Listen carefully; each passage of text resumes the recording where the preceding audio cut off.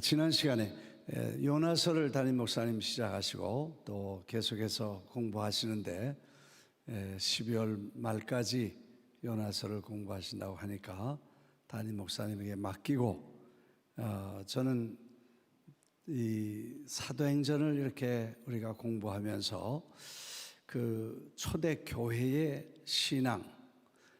신앙의 본질, 그리고 초대 교회의 참모습, 이런 것들을 사도행전을 보면서 우리가 많이 공부를 하고 배웠습니다. 복습하시는 의미로 우리가 이제 오늘 24장에서 재판을 받는 바울, 그리고 그 재판 과정에서 종교 지도자들이 사도 바울을 향해서 전염병 같은 사람이다, 그리고 나사렛 이단의 괴수다, 우두머리다, 이렇게 저를 고소하는 내용, 그리고 그 재판이 이제 24장에서 25장, 26장까지 계속되고 27장에서는 이제 로마로 호송되어서 가는 과정을 기록하고 있습니다.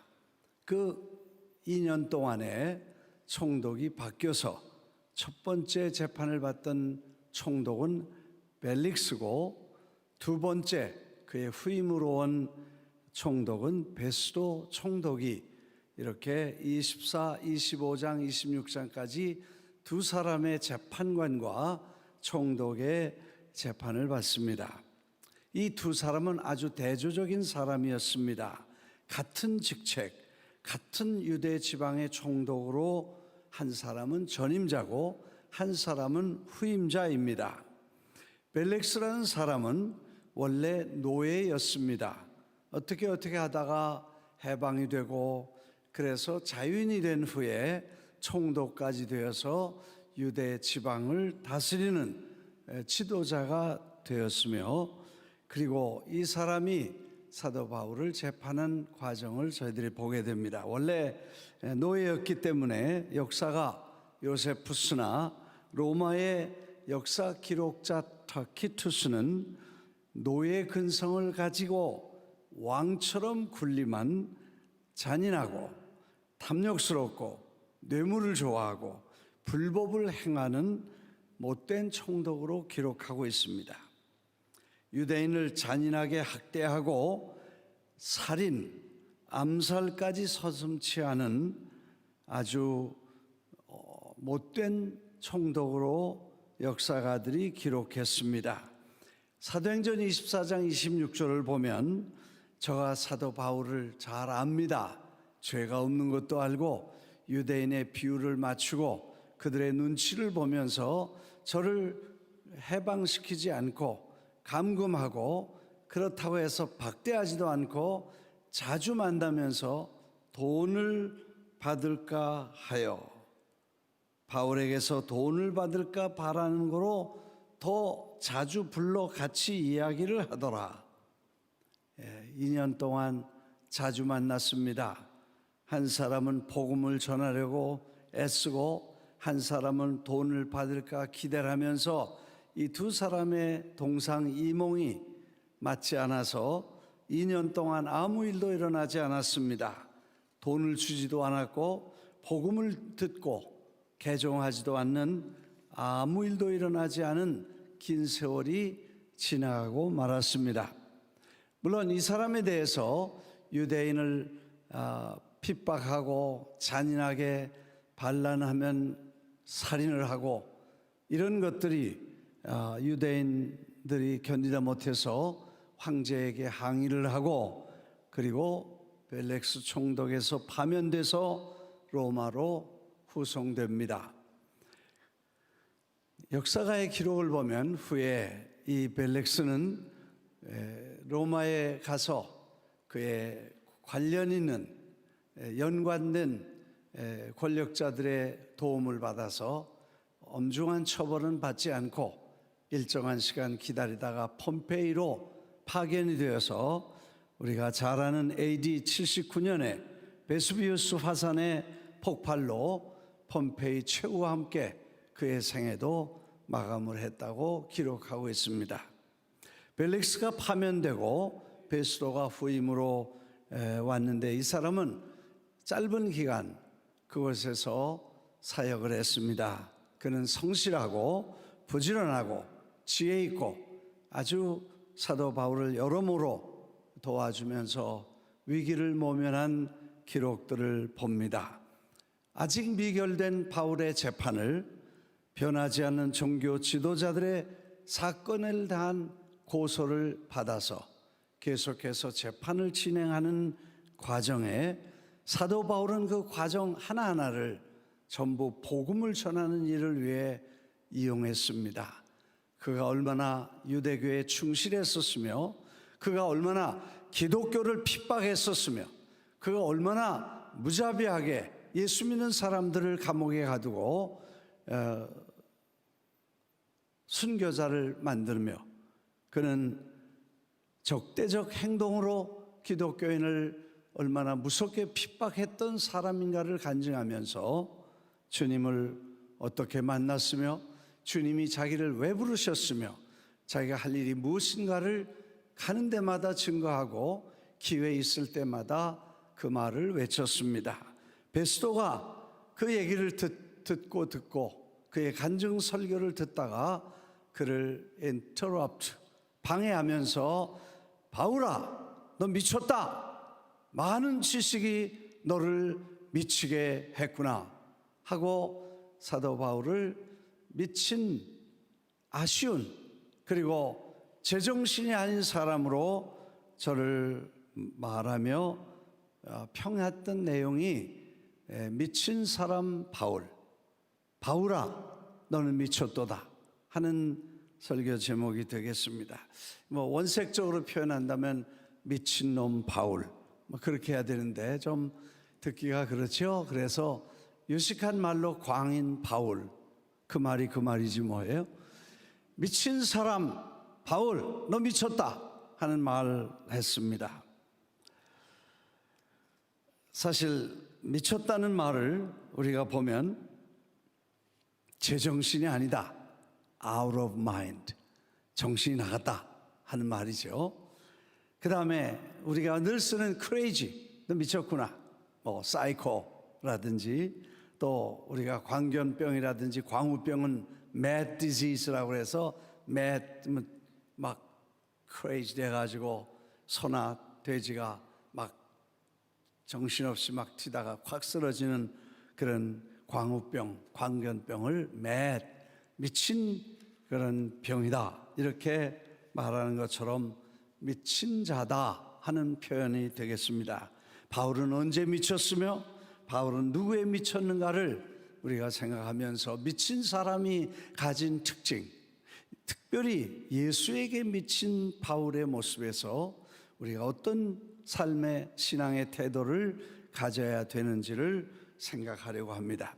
미친 사람들, 미친 세상, 미쳐 돌아가는 사람들 우리가 보면 참 많은 사람들이 제정신이 아닙니다. 술에 미쳐, 마약에 미쳐, 향락에 미쳐, 지식과 이성주의에 미쳐서 제정신, 정말 미쳐야 될 예수 그리스도에게 미치지 않은 수많은 케이스를 저희들이 보게 됩니다. 최근에 프랑스에서 한 책이 출간되었는데 이제 한국말로도 번역되고 있습니다만 세기의 두 지식인이라는 책입니다. 이 책에서는 불란서 한 세기를 사상적으로 이념적으로 이끌어간 두 사람을 평하면서 그 두 사람의 생애와 사상과 영향력을 잘 설명하면서 그 지성, 곧 지식인, 이 세기의 지식인들은 어떤 생각을 하고 무엇을 위해 살다가 어떻게 죽었는가 하는 자세한 내용들을 기록한 책입니다. 그 중에 두 사람은, 한 사람은 사르트르, 우리가 말하는 실존주의 철학자 사르트고, 한 사람은 레이몽 아롱, 미국 말로는 이 사람이 사르트르고 이 사람은 레이먼드 아론, 미국 말로는 레이먼드고 레몽 아롱, 불란서 말로는 이 두 사람인데 이 두 사람은 지식인의 대표적이고 불란서 현대사의 각각 진보와 보수에 대표하는 상징적인 인물로 알려져 있습니다. 이 두 사람은 1905년 파리의 부유한 가정에서 각각 한 해에 태어납니다. 동갑내기죠. 그리고 불란서 최고의 명문 사범학교에 입학을 하는 동창생이고, 마침내 사범학교니까 선생 자격증도 두 사람이 한 해 차이로 자격증을 받고, 또 둘 다 대학에서 철학을 전공하는 전공을 같이 하고 우수한 성적으로 졸업한 수재들로 아주 가까운 친구가 될 수 있는 사이였습니다. 정확히 말하면 아론은 1905년 3월 14일 생이고, 또 이 사르트르는 6월 21일 생이니까 한 석 달 앞에 먼저 낳고 뒤에 낳습니다. 살아가서 세상을 떠나는 해도 비슷합니다. 그래서 아론은 1983년에 죽었고, 그 다음에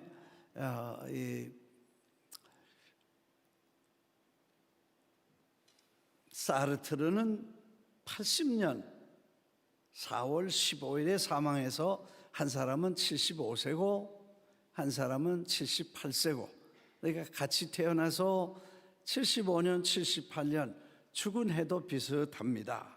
그런데 이 두 사람이 참 친구가 되고 가깝고, 같은 시대, 같은 마을, 같은 도시에서 태어나서 함께 학교를 다닌 친구, 가까운 친구가 되어야 되는데도 이 두 사람은 평생 아주 극단적인 다른 두 세계를 살며 그들은 평생 한두 번밖에 만나지 않았었습니다. 사르트르는 2살에 아버지를 여의고 3살에 오른쪽 시력을 잃어버립니다. 11살 때 어머니는 재혼을 해서 결국 일찍 그 외할아버지에게 맡겨지게 됩니다. 그리고 외할아버지는 누구냐면 슈바이처 박사가 그 친할아버지라고 하는 그 외할아버지와 슈바이처 박사, 그리고 이 사르트르는 이렇게 두 사람이 할아버지가 같습니다. 이제 외할아버지고, 사르트르에게는 외할아버지고 슈바이처는 친할아버지였어요. 그래서 그 할아버지의 외손주가 사르트르고 친손주는 슈바이처 박사였습니다. 이 두 사람이 다 아주 훌륭하고 이름 있는 사람이 됐는데, 사르트르는 어렸을 때 받은 어두운 영향 때문에 슈바이처 박사와 전혀 다른 생애를 살게 됩니다. 이 두 사람이 2차 대전과 냉전 시대를 거치면서 유럽의 격동기를 겪고 이념과 사상적으로 전혀 다른 길을 가게 되는데, 놀라운 것은 둘 다 서로 미친놈이라고, 미쳤다고 평생을 손가락질하면서 싸우고 살았었습니다. 사르트르는 리베라시옹이라는 신문을 창설해서 공산주의 사상과 이론을 평생 주장했고, 레몽은 피가로의 주필이 되어서 민주주의를 위해 평생을 싸웠으며 둘 다 미쳤다고 서로 욕을 했었습니다. 아롱은 사르트르를 독설과 증오로 인간들을 경멸하면서 인도주의 이상을 주장하는 미친놈이다, 이렇게 사르트르를 욕했습니다. 좌파, 자기는 고칠 생각을 안 하고 남의 잘못만 경멸하고 반항하고 증오하고 독설을 퍼붓는 이 사르트르는 미친놈이다, 이렇게 공격을 했고, 또 사르트르는 아롱을 지금 좌파가 우파를 욕하는 것처럼 무식하고 꼰대 같고 캐캐 묵은 이념을 끊임없이 변화를 안 주고 반복하는 저놈도 미친놈이다. 그래서 서로 미친놈 했어요. 그래서 둘이 다 미쳤습니다. 심지어 두 사람은 격한 말들을 퍼붓기를 자기들의 신문으로 계속해 그렇게 레몽은 피가로의 주필이어서 하고 싶은 얘기를 글로 썼고, 사르트르는 리베라시옹이라는 독립신문을 만들어서 반항하는 그런 글을 써서 늘 글로 둘이서 미친놈이라고 얘기했는데, 사르트르는 공산주의를 반대하는 사람은 개다, 이렇게 과격한 말을 썼습니다. 아롱은 공산주의는 지식인의 아편이다. 공산당 선언에서 종교는 아편이라고 말했던 것을 기억하면서 지식인이 공산주의 이론에 중독되면 아편 중독보다 더 심하다고 저를 미친놈이라고 말했습니다. 사르트르는 1950년에 공산당에 가입을 하고 50년에 6.25 전쟁이 일어나자 사르트르는 이 남한이 미국 사람들과 함께 북한을 괴롭히고 그걸로 쳐들어가서 북침이기 때문에 쳐내려왔다, 이렇게 말을 했습니다. 그때, 요즘 얘기가 아니고 그때 벌써 사르트르가 한 말이었습니다. 아론은 아니다, 공산주의가 세계를 점령하려고 남침을 하는 것이다. 그래서 한국 전쟁을 놓고 일찍이 그 사람들은 거기서 충돌을 그때부터 해왔었던 것입니다. 두 사람이 이렇게 오랜 시간 동안 일생을 자기가 주장하고 지식과 이념에 미친 삶을 살면서 한 세대가 지나가고, 불란서 사람들은 이 사상과 이념의 영향을 받아서 혼란기를 겪고, 그리고 아주 사회주의, 거의 공산주의에 가까운 사회주의 이론과 문화를 불란서가 받고 영향을 받게 됩니다. 그리고 한 세대가 지내서 이제는 이 두 사람 사상과 이념 속에 하나를 반드시 택해야 될 시기가 왔다는 것을 알았습니다.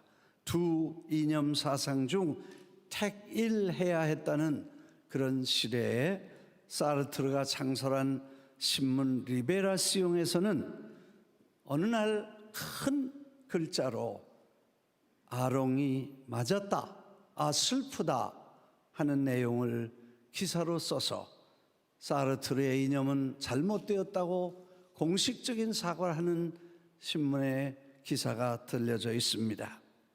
다시 말하면 아롱이 맞았고 사르트르는 틀렸다고 그 신문은 고백했습니다.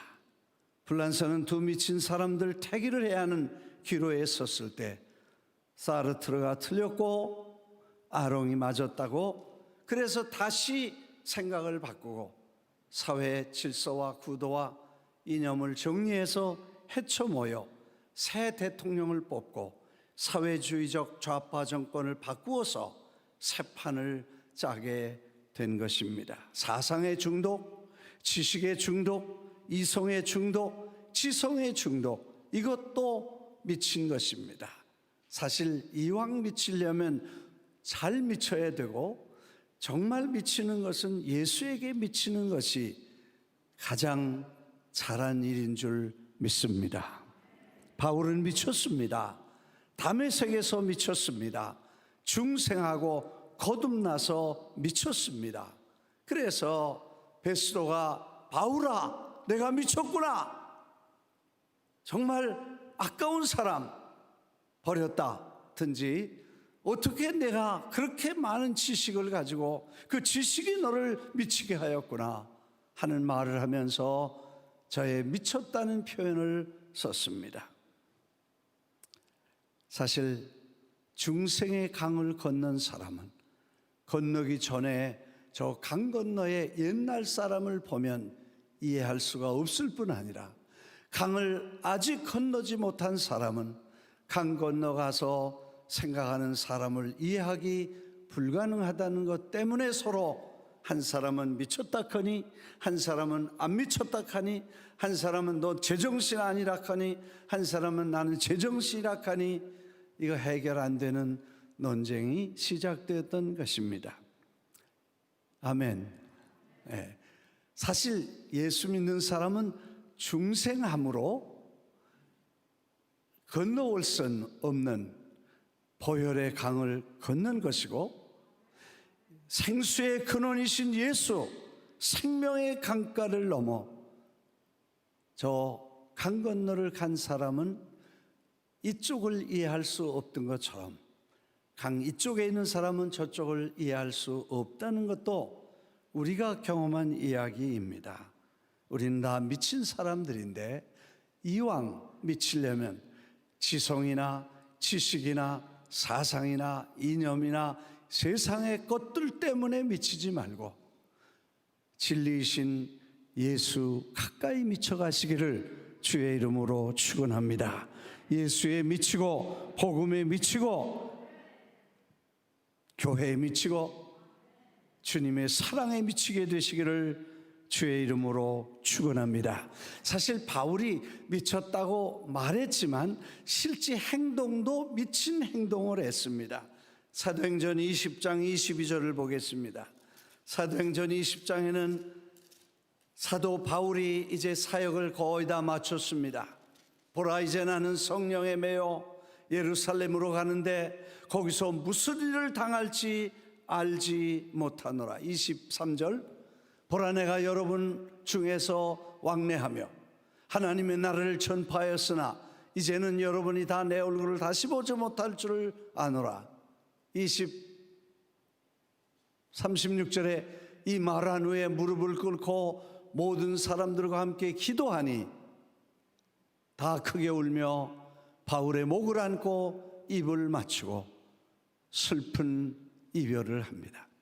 사도 바울이 이제 예루살렘에 올라가면 다시는 여러분을 볼 수 없고 여러분도 나를 볼 수 없는 마지막 이별을 고하면서 자기가 예루살렘 여행은 이제 인생의 마지막 여행이라는 것을 알게 되었던 것입니다. 사도행전 21장 3절에 보니까 두로, 수리아로 향해 두로에 가서 짐을 내렸습니다. 이튿날 가이사로 가서 7 집사 중 하나인 빌립의 집에 머무르니 딸 넷이 있었는데 처녀로 예언하는 자라. 여러 날 거기서 쉬고 있을 동안 아가보라 하는 한 선지자가 유대로부터 내려와 우리에게 와서 바울의 띠를 가져다가 자기 수족을 잡아매고 말하기를, 성령이 말씀하시되 예루살렘에서 유대인들이 이같이 이 띠 임자를 결박해서 이방인의 손에 넘겨주리라 하거늘 우리가 그 말을 듣고 그곳 사람들과 함께 더불어 바울에게 예루살렘으로 올라가지 말라고 권하니, 바울이 대답하되 여러분이 어찌하여 울어 내 마음을 상하게 하느냐. 나는 주 예수의 이름을 위하여 결박 당할 뿐만 아니라 예루살렘에서 죽을 것도 각오하였노라 하니, 권함을 받지 아니하므로 우리가 주의 뜻대로 이루어지다 하고 그쳤노라. 예루살렘으로 올라갈세.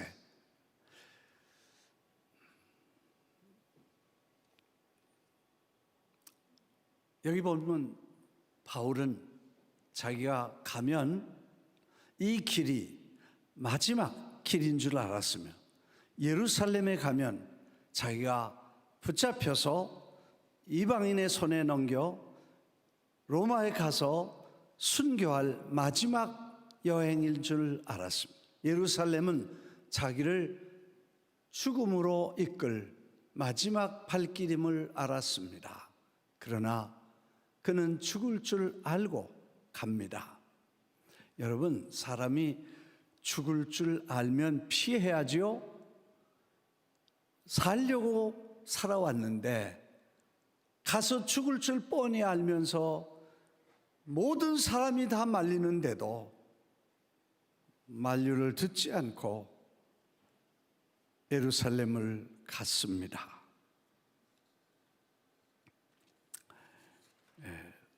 죽을 줄 알고도 가는 사람은 미친 사람입니다. 사실 요나는 이성적인 사람이기 때문에 타시스로 니느웨로 가라는 말 논리에 맞지 않고 가면 죽을 것 같으니까 배 밑창에 잠자면서 다시스로 도망을 갔습니다. 바울은 오히려 죽을 줄 알고 죽을 줄 알면서도 죽음을 선택했습니다. 우리 말은 쉽지만 여러분 한번 당해 보십시오. 나는 젊은 시대에 월남 선교사로 있을 때 선교사로 도착해서 이제 월남 말을 배우러 달라트라는 도시에 미국 허스튼 목사님이라고 아주 가까운 미국 선교사님이 저희 내외와 헬렌 그리고 저와는 이제 만삭이 되어 엄마 배에 있는 네 식구를 우리를 태워서 저 달라트라는 도시까지 데려다 주고 선교사님들이 집을 하나 얻어주고 여기서 말 배우고 한 1년 2년을 있다가 선교를 시작하라고 우리를 그곳에 데려다 주었습니다. 가보니 집이 얼마나 큰지 아마 일생에 그렇게 큰 집엔 살아본 적이 없어요. 하여튼 큰 집이 있는 그때 하도 가난하게 살던 시골 전도사니까 이제는 그런 집은 본 적이 없으니까 대궐 같은 집에 이제 한번 호강하겠구나 생각을 했는데 한 2, 3일 지나서 이상한 분위기가 되어 나가보니까 거기 한 200명 있던 선교사님들이 다 떠나고 우리만 남았습니다. 우린 전화도 없고 차도 없고 아무 연락도 없이 그냥 덩그러니 우리 세 식구, 네 식구만 거기 있게 됐습니다. 나가보니까 상황이 완전히 달라. 적의 포위가 되고 도시는 이제 오늘 내일 함락이 될 것입니다.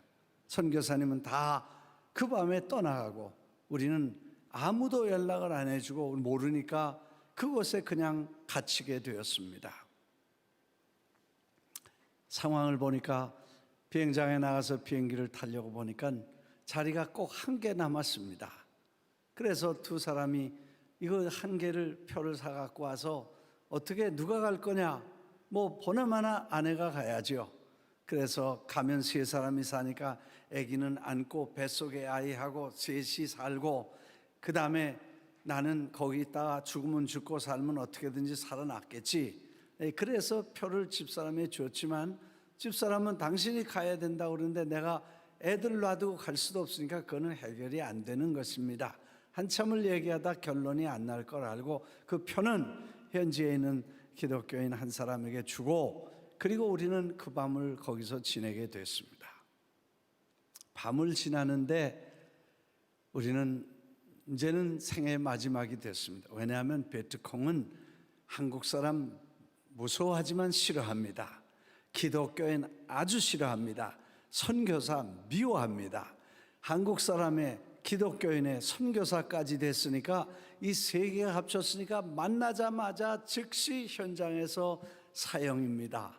우리는 그 밤에 혹은 그 다음날 죽어야 된다는 결정을 해야 될, 결심을 해야 될 시간이 됐을 때 죽음은 그렇게 간단하지 않았습니다. 죽음은 천국까지만 아직 20대 후반에 있는 저희가 선교사로 와서 선교는 한 번도 해본 적이 없고 이제 시작하려고 하는데 젊은 나이에 여기서 가족들과 함께 죽다니 생각하니까 참 억울하기도 하고 무섭기도 하고 두렵고 그래서 그 밤을 꼬박 세웠습니다. 사람이 입술이 탄다 그런 말이 있었는데 아침에 보니까 입에 입술이 하얀 게 껍질이 다 벗겨졌습니다. 얼마나 초조하고 불안하면 얼마나 이게 무서운 현실인가를 인식하면서 밤을 지냈습니다. 아침 시간에 누가 배를 눌러서 나가보니까 미국 선교사 한 사람 의사였습니다. 그 병원의 인수인계를 맞추기 위해서 하루를 혼자 남아 있었다가 아침에 기도하는데 다 떠나고 거기 한국 선교사 하나가 왔다는 소식을 듣고 혹시 이 사람은 못 나갔을지도 모른다고 찾아와서 우리에게 말을 걸었습니다. 그러면서 4시에 저 군사 비행장으로 오면 자기를 태우러 오는 비행기에 당신들도 같이 나갈 수 있다는 이야기를 해줬습니다. 그래서 우리가 4시까지 기다리는데 시간이 그렇게 안 갈 수가 없고, 그래서 딸딸이라는 오토바이 같은 걸 타고 몰래 군인 비행장에 가서 얼마 기다렸다가 손바닥만한 그런 비행기가 멀리서 와서 그 선교사님과 우리 내외와 헬렌 잔을 태워서, 그래서 이륙을 하는데 그 죽음에서 탈출한다는 게 얼마나 감격인지를 경험했습니다. 물론 지상에서 쏘는 포 때문에 육지로 가지 못하고 저 바다로 가서 나트랑이라는 도시에서 하루 저녁을 자고 그 다음날 사이공으로 와서 얼마 동안 있다가 선교사님들의 강요에 의해서 우리를 비행기표를 사서 태국으로 피난을 보내 저희들이 나오게 돼서 뉴욕까지 왔습니다. 우리는 그때 아마 도망갈 수 있었으면 그 밤에 다 도망갔었을 것입니다. 바울처럼 나 여기다 죽겠다, 이거는 대단한 결단이고 커미트먼트 아닐 수가 없었습니다. 정말 죽음이라는 것을 초월해서 죽을 줄 알면서도 말리는 사람들을 거부하고 죽기를 결심하고 떠난 저는 예수에 미친 사람이요, 사명에 미친 사람이요, 복음 전파에 미친 사람이었다는 사실을 생각해 보게 됩니다.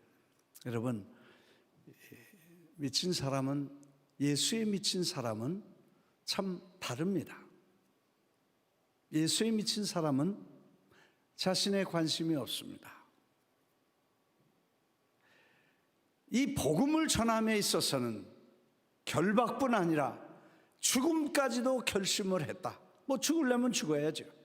죽어야 되면 죽어야 되고, 죽을 수 있으면 죽어야 된다고 결심을 하고, 그는 다른 거 생각하지 않았습니다. 왜냐?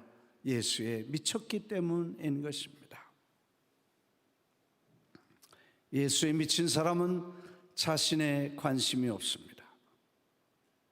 585장의 찬송을 불렀던 것처럼 친척과 재물과 명예와 생명을 취한들 상관없다.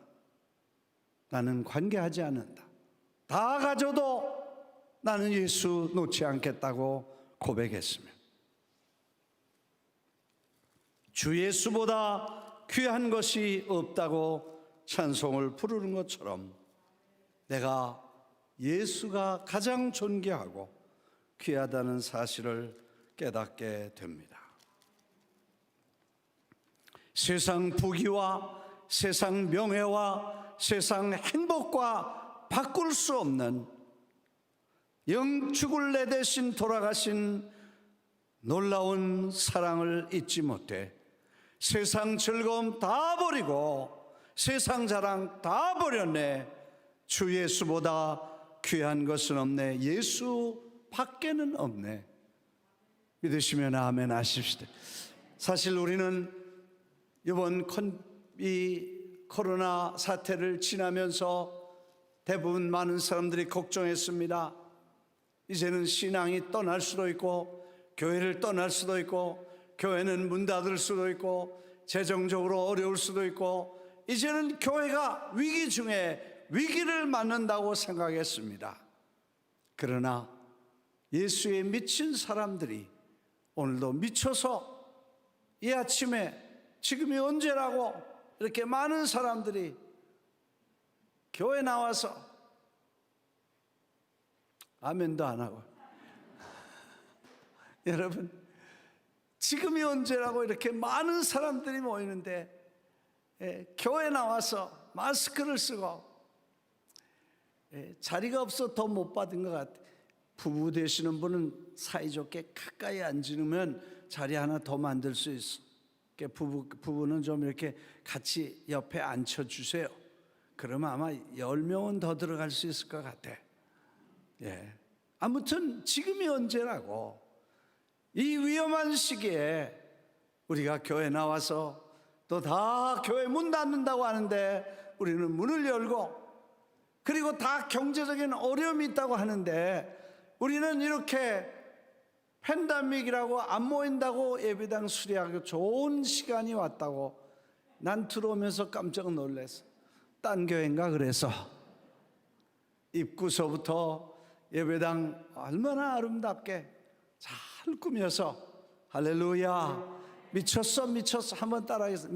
미쳤어 예수에 미쳤어, 할렐루야. 예, 이게 예수에 미친 사람인 것입니다. 우리 하나님께 박수 한번 드리시고, 할렐루야.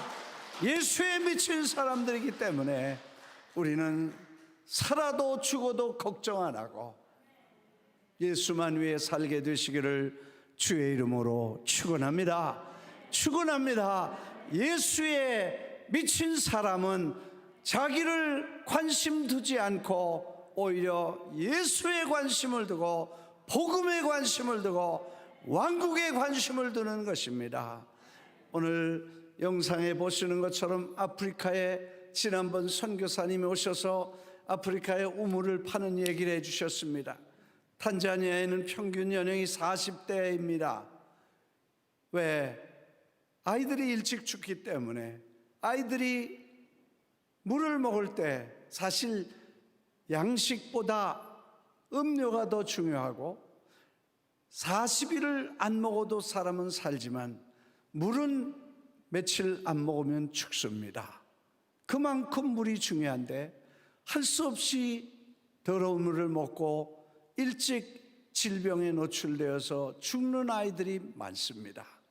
그래서 생명의 생수가 되신 예수님을 소개하려면 우선 그들에게 시원한 물을 먹게 하고 깨끗한 물로 저들을 도와주는 게 좋겠다고 생각하고 이 우물 사역에 많은 분들이 수고를 하시죠.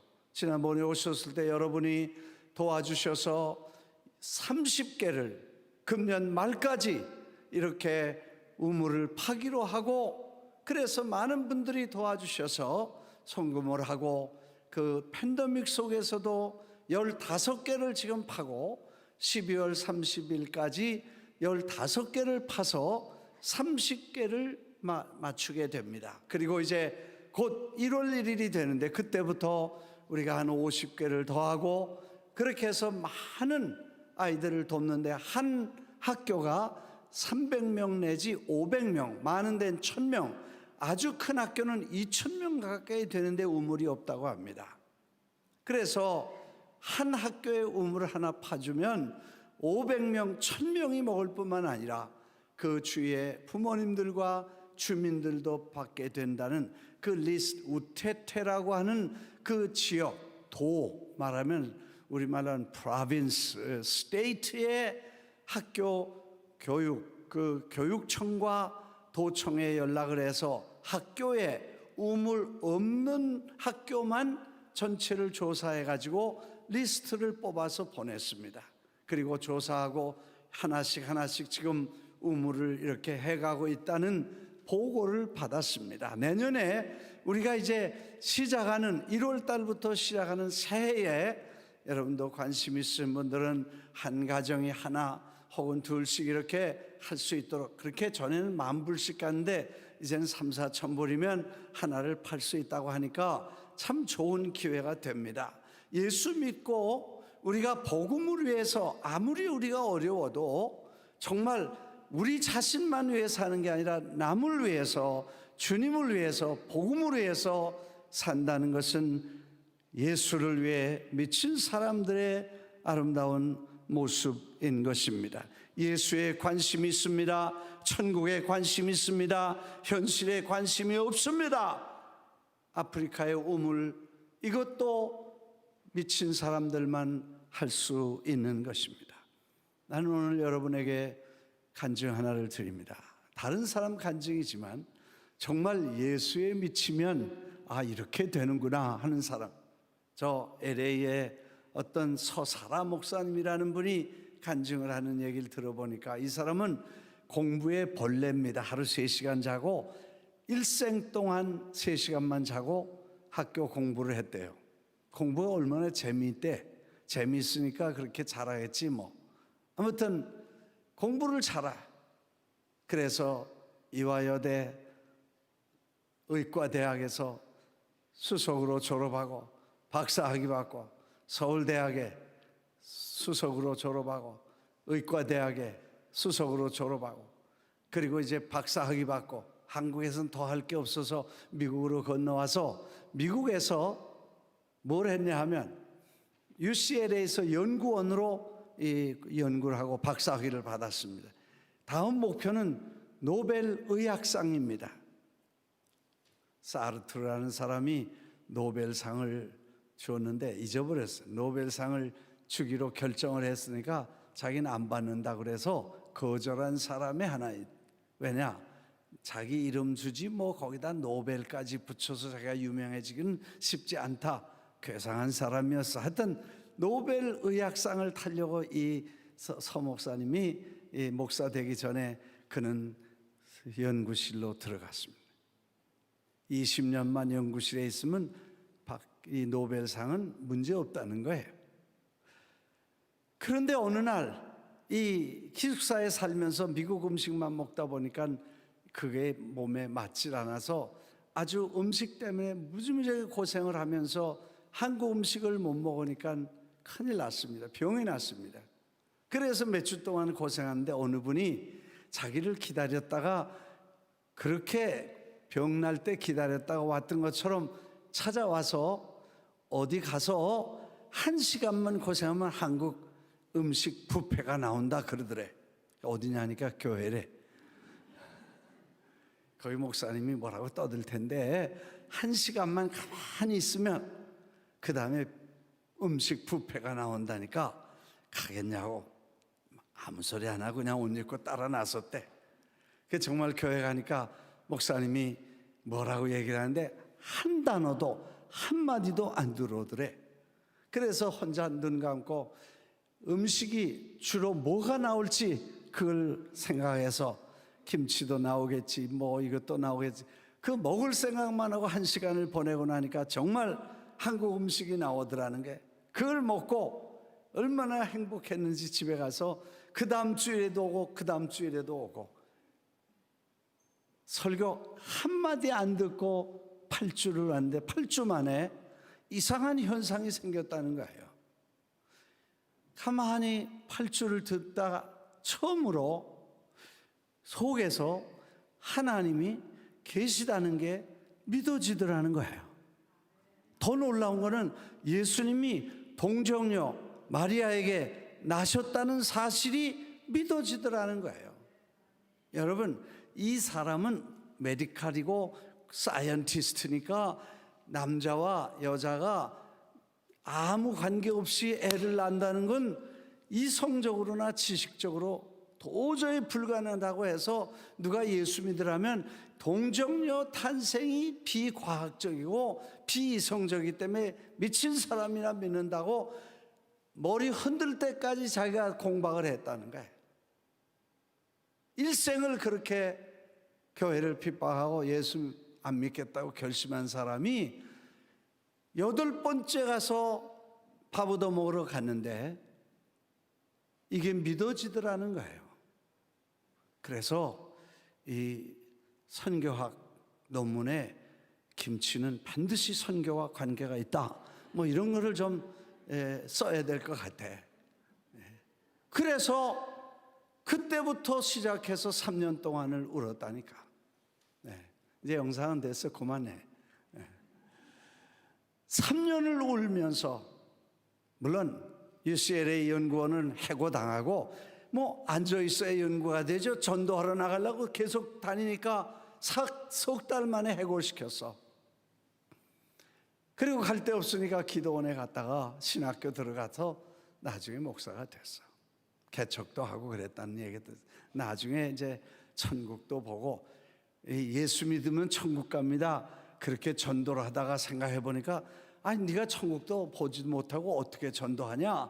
그래서 자기가 천국 좀 보여달라고 기도를 했대. 어떤 사람은 7년 기도해서 봤다는데 자기는 뭐 7주도 아니고 7일도 아니고 그냥 철저하게 10살, 20살, 30살, 40살 하든 자기 일생 동안에 지은 모든 죄를 다 울면서 회개하고 나니까 하늘문이 열려서 천국도 보고 지옥도 봤다. 뭐 그렇게 말하는 개인적인 그 경험이기 때문에 그분이 본 천국 뭐 지옥 그게 다 맞다 틀리다 이런 이슈는 좀 있겠습니다만, 아무튼 그가 그렇게 3시간밖에 안 자고 일생 동안 죽을 각오를 하고 평생을 살아온 그 모든 것을 배설물처럼 여기고 다 버리고 예수를 위해 살기로 결심했은 이 사람이야말로 미친 사람이고, 세상적 개념으로 보면 이 사람은 미친 사람이라고 말하지 않을 수 없다는 것입니다. 오늘 우리는 예수의 미친 사람이고 보혈의 강을 건넜기 때문에 이제는 다시는 건널 수 없는 강을 건너서 예수의 미친 사람입니다. 아멘. 그렇게 예수의 미친 사람답게 이제는 먹어도 예수, 굶어도 예수, 살아도 예수, 죽어도 예수. 마스크 썼지만 해봐요. 살아도 예수 그래야죠. 살아도, 죽어도, 벌어도, 돈을 써도, 할렐루야. 거하든지 예수, 떠나든지 예수, 자든지 예수, 깨든지 예수, 예수를 위해서 사는 사람들이 예수에 미친 사람들인 것입니다. 우리 교회에서 나보고 미쳤다는 사람이 둘 있어. 뒤에서야 뭐 많겠지만 대놓고 나보고 you crazy 그런 사람이 둘 있어. 하나는 우리 누구야, 해롤드 이 집사님, 그 다음에 하나는 누구야, 프랭크 집사님. 이 두 분은 날 보고 가끔 미쳤다 그래. 말도 안 되는 말을 하니까 미쳤다 그래. 특히 프랭크 집사님은 날 만나면 Pastor Kim, you crazy. 그게 왜 그러냐니까, 조금 다음 주에 월요일 날 사람들이 300명 온다. 음식 준비해 줄 수 있냐? 그 다음에 1000명 온다. 그 다음에 2000명을 한 며칠씩 먹여야 되는데 너 준비할 수 있냐? 뭐 이런 얘기를 할 때마다 자기 이성과 경험으로는 이 크레이지 된 사람 아니면 이건 말도 안 되는 소리라는 거야. 이거 몇 달 전에 준비하고 그래야 되는데 돈은 조금 주고 뭐 이 많은 사람은 어떻게 먹이냐. 그래서 나보고 너 미쳤다 그러는 거야. 그런데 그래도 뭐 시키니까 오케이 한다 해본다. 그런데 하는 때마다 잘 되고 또 뭐 음식이 오병이어처럼 자꾸 늘어나서 많은 사람들을 한 번 컨퍼런스 때 밥 식사한 인원을 보니까 25,000명을 먹였더라고, 일주일 동안에. 할렐루야. 그래서 내가 뭘 부탁을 하면서 오케이 그러면 너 you crazy네. 미쳤다는 말을 참 좋아합니다. 왜? 이성적이지 않지만 이성이 이탈이 아닌 초월이기 때문에 하나님이 하시면 얼마든지 하실 수 있고, 지금까지 한 모든 일은 다 미쳐서 한 일이요. 아멘. 네. 그 안 미친 사람들 그걸 욕해. 왜 그렇게 돈 갖다 퍼주냐? 왜 그렇게 수고하냐? 왜 그렇게 여행 다니고 뭐냐? 안 미친 사람들이 말하지만 우리 예수에 미쳤기 때문에 possible. 네, 얼마 전에 장례식에 있어서 저 파인롤 묘지에 가니까 거기 프랭크 묘지에 묘비가 있더라고. 프랭크 라지오라고 썼어. 그런데 말은 안 하지만 그러는 것 같아. 목사님 맞습니까? 일어나지 못해서 미안합니다. 그래서 들어놓아 있어. 그래서 내가 you crazy. 내 Pastor Kim crazy 목사 왔으니까 잘 있었냐 그러고 비석을 한번 이렇게 손으로 만지고는 바이 그러고 왔습니다만, 그렇게 우리가 말해. 우리가 하는 일이 다 이성과 논리와 지성으로 볼 때 미친 짓 같이 있을 수 없는 일들이 이루어지죠. 여러분, 그러나 예수에 미쳤다는 것으로 가능합니다. 차라리 여러분 예수 그리스도로 미친 사람들처럼, 미친 사람은 희죽희죽 웃습니다. 그렇게 우울한 그런 표정 없습니다. 괜히 살기 싫어 사는 사람처럼, 마지못해 사는 사람처럼 그렇게 살지 않게 되시기를 주의 이름으로 축원합니다. 낙엽이 아름다워서 환호를 부르고, 눈이 오면 눈이 와서 아름답고, 비가 오면 비가 와서 아름답고, 그 다음에 날이 추우면 추워서 좋고, 더우면 더워서 좋고. 왜 아멘 안 해요? 네. 모든 일이 다 감격하고 모든 일이 다 감사한 것은 예수에 미쳤기 때문에 기회 있으면 복음 전하고 예수 믿고 예수 전하고 그렇게 해야 되는 줄을 믿습니다.